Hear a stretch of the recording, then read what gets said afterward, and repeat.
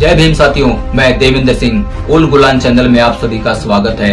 इस चैनल का मुख्य उद्देश्य शोषण, अन्याय और अत्याचार के खिलाफ राष्ट्रव्यापी आंदोलन का निर्माण करना है तथा शोषितों एवं वंचितों के सामाजिक एवं आर्थिक अधिकारों के लिए आवाज उठाना है। जो लोग शोषण और अन्याय को पसंद नहीं करते, वे लोग इस चैनल से जुड़कर अपना बहुमूल्य योगदान दे सकते हैं। आज के इस वीडियो में हम कम आमदनी, बेरोजगारी, शिक्षा और गरीबी के बारे में बात करेंगे। साथियों, भारत में गरीबी एक प्रायोजित षड्यंत्र है। लोगों को जानबूझकर साजिश के तहत गरीब बनाया जाता है ताकि गुलामी करने वालों का एक खास वर्ग हमेशा बना रहे, जो पक्के वोट बैंक का और सेवा का काम करता रहे। गरीबी का एक दुष्चक्र है, एक खास समीकरण है जो कि इस प्रकार है। निरक्षरता मतलब अनपढ़ता प्लस कम साक्षरता मतलब कम पढ़ा लिखा होना प्लस बेरोजगारी प्लस कम आमदनी का निचले दर्जे का रोजगार प्लस सामाजिक ताना बाना प्लस जातिगत भेदभाव बराबर अर्थात इक्वल टू गरीबी, दरिद्रता, भुखमरी।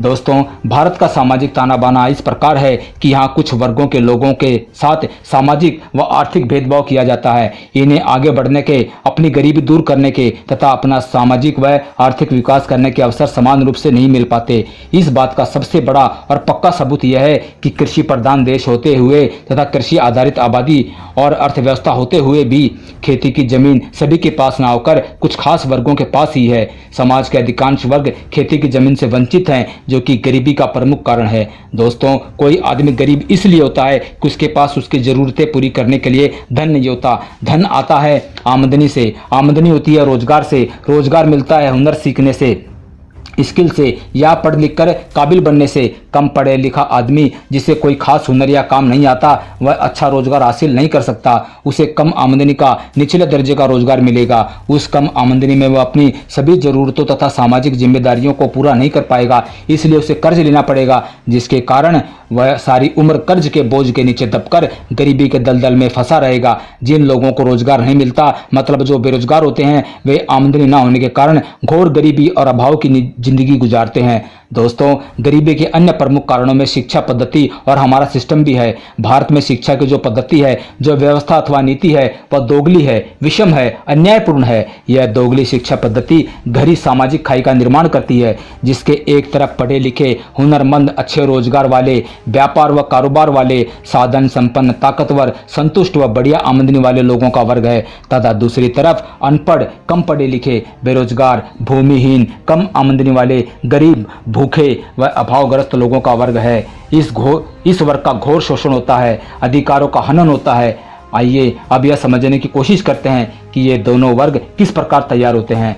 पहला वर्ग तैयार होता है इंग्लिश मीडियम के महंगे स्कूल कॉलेजों में। भारत का सारा सिस्टम, सारी व्यवस्था इंग्लिश भाषा में ही चलती है। इस सिस्टम को चलाने के लिए जो ज्ञान चाहिए तथा जो इंग्लिश भाषा चाहिए, वह बहुत महंगी दुकानों में ऊंचे दामों पर बिकते हैं, जहां आम गरीब आदमी जाने की सोच भी नहीं सकता। इन ऊंची महंगी दुकानों में बेहतर गुणवत्ता की पढ़ाई तथा बेहतर व्यावहारिक तकनीकी ज्ञान मिलता है। रोजमर्रा के जीवन में विभिन्न क्षेत्रों में यही पढ़ाई तथा ज्ञान काम आता है। हमारे देश में इंग्लिश मीडियम में पढ़ा लिखा आदमी ही कामयाब हो सकता है, उसे ही बढ़िया आमदनी का रोजगार प्राप्त हो सकता है। व्यापार तथा उद्योग में भी वही कामयाब हो सकता है। अच्छी आमदनी होने से तथा पद होने से वह साधन संपन्न और ताकतवर बन जाता है। दूसरा वर्ग सरकारी स्कूल में पढ़ता है। वहाँ केवल नाम मात्र, केवल औपचारिकता पूरी करने के लिए पढ़ाई होती है। वहाँ पढ़ाई का अच्छा माहौल नहीं होता, वहाँ पढ़ाई इंग्लिश मीडियम में नहीं होती। इन कारणों से अधिकांश बच्चे बीच में ही पढ़ाई छोड़ देते हैं। जो बच्चे 10वीं तक पढ़ भी जाते हैं, वे इंग्लिश भाषा के कारण अपनी अगली कक्षाओं में पिछड़ जाते हैं। भाषा के कारण उन्हें विषय समझ में नहीं आते, इसीलिए वे पढ़ाई या तो बीच में छोड़ देते हैं या फिर अच्छे तरीके से हुनर सीख नहीं पाते। आगे चलकर उन्हें अच्छे और बढ़िया आमदनी के रोजगार नहीं मिल पाते तथा ज्यादातर वे बेरोजगार रह जाते हैं। यही लोग अकुशल, अर्धकुशल कामगार, फैक्ट्री वर्कर, झाड़ू वाले, सीवरमैन, चपरासी, माली, चौकीदार, ड्राइवर, डिलीवरी मैन, मजदूर, कंडक्टर इत्यादि बनते हैं। गरीबी का इस प्रकार यह दुष्चक्र हमेशा चलता रहता है। दोस्तों, गरीब आदमी महंगी दुकानों से इंग्लिश मीडियम की शिक्षा खरीद नहीं सकता। सरकारी स्कूल में उसे वह शिक्षा मिलती नहीं जो इस दोगले भारतीय सिस्टम के लिए जरूरी है। तो वो अपने बच्चों को कैसे कामयाब बनाए, अच्छी आमदनी के रोजगार कैसे प्राप्त करे और कैसे अपनी गरीबी दूर करे। इसीलिए माननीय सरकार से हमारा निवेदन है कि जो लोग प्राइवेट सेक्टर में असंगठित कामगार हैं, उनके लिए संसद में एक खास बिल लाया जाए तथा जिसके द्वारा इन असंगठित कामगारों जैसे सफाई वाले, सिविलमैन, माली, चौकीदार, driver, conductor, delivery man, helper, labour इत्यादि की महीने की सैलरी 25,000 रुपये मिलनी निश्चित की जाए। इनके 8 घंटे काम के निश्चित किए जाएं। छुट्टियों के साथ साथ सभी सुविधाएं मिलनी निश्चित की जाए। इनके लिए एक विशेष प्रकार के बोर्ड का गठन किया जाए जो इस वर्ग की परिस्थितियों तथा आवश्यकता के अनुसार लाभकारी व कल्याणकारी योजनाएं चलाए। सबको नौकरी मिलना संभव नहीं है, इसलिए पढ़े लिखे बेरोजगार लोगों के 5-5 या 10-10 के एकल ग्रुप बनाकर ग्रामीण और शहरी क्षेत्रों में छोटी छोटी यूनिटें लगाई जाएं। इन यूनिटों में सारी मशीनरी सरकार लगाए, कच्चा माल सरकार दे, यूनिटों में ही ट्रेनिंग सरकार दे, बिजली पानी सरकार दे, तैयार माल को सरकार उठाए तथा उसे घरेलू या अंतर्राष्ट्रीय मार्केट में बेचे।